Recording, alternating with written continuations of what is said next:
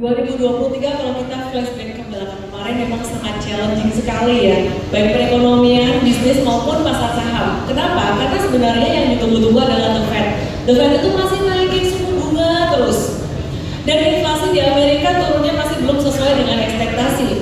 Maka dari itu kemarin di bulan September investor asing itu banyak keluar dari Indonesia karena mereka tuh harap-harap cemas.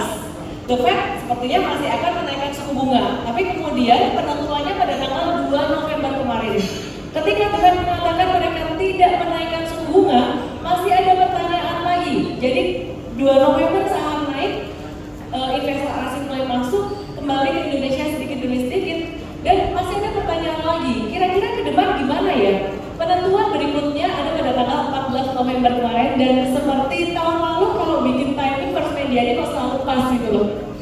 Ini juga timingnya tuh pas banget. Kenapa? Karena setelah 14 November kemarin, itu inflasi Amerika diumumkan turun lebih bagus dari ekspektasi. Jadi dari 3,7 ekspektasinya itu di 3,2. Mungkin kalau mau ditampilkan chartnya di sini ada di presentasi saya. Jadi ekspektasinya tuh sebenarnya dari 3,7 ke 3,3. Ternyata turun sampai ke 3,2, dan itu merupakan satu hal yang sangat bagus yang menjawab pertanyaan banyak teman-teman pemburu cuan semuanya, pejuang cuan. Akhir tahun bakalan ada window dressing nggak sih? Saya melihat kemungkinan besarnya ada. Jadi kalau kita melihat apakah akan ada window dressing atau enggak, sebenarnya kita lihat dari September dan Oktober. Kalau September dan Oktober udah banyak naik, maka kemungkinan di November dan Desember itu untuk window dressing agak susah.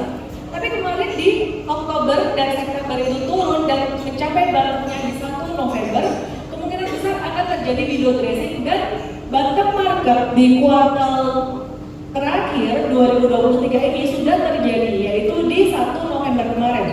Nah ini ada di chart IHSG juga, barangkali mau ditampilkan di layar bisa juga gitu ya. Nah tapi nggak signifikan prestasi. Oh ini belum sih, nggak apa-apa. Ya nggak apa-apa, nanti aja kalau bisa ditampilkan nggak apa-apa, kalau nggak apa-apa. Ya jadi intinya sebenarnya kita sudah melewati badai. Kalau di saham itu sudah melewati badai. Apa saja yang kemarin membuat IHSG itu turun, membuat saham itu turun di September dan Oktober? Poinnya karena suku bunga. Sebenarnya intinya karena suku bunga itu, tapi ada beberapa hal lain yang juga mendorong, memicu, yaitu apa? Melemahnya nilai tukar rupiah terhadap US dollar. Penyebabnya apa? Lagi-lagi karena kekhawatiran suku bunga The Fed bakalan naik terus. Kemudian yang berikutnya, imbal hasil obligasi 10 tahunan Amerika dan juga Indonesia waktu itu naik kenceng banget. Kenapa? Banyak orang keluar dari obligasi Amerika karena imbal hasilnya dalam jangka panjang itu nanti bakalan lebih tinggi. Jadi mereka keluar dari yang dulu-dulu punya, dan mereka lebih memilih untuk masuk ya ke imbal hasil yang lebih tinggi.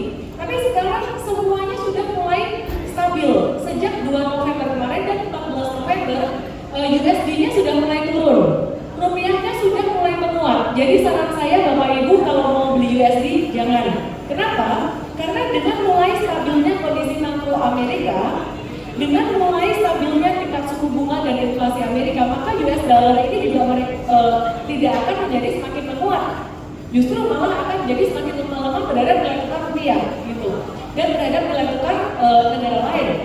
Kemudian imbal hasil obligasi 10 tahunan yang tadinya juga naik terus, ini juga sudah mulai stabil, sehingga ke depan ini bukan karena saya pengamat saham atau praktisi saham makanya yang dibagus-bagusin sahamnya, enggak.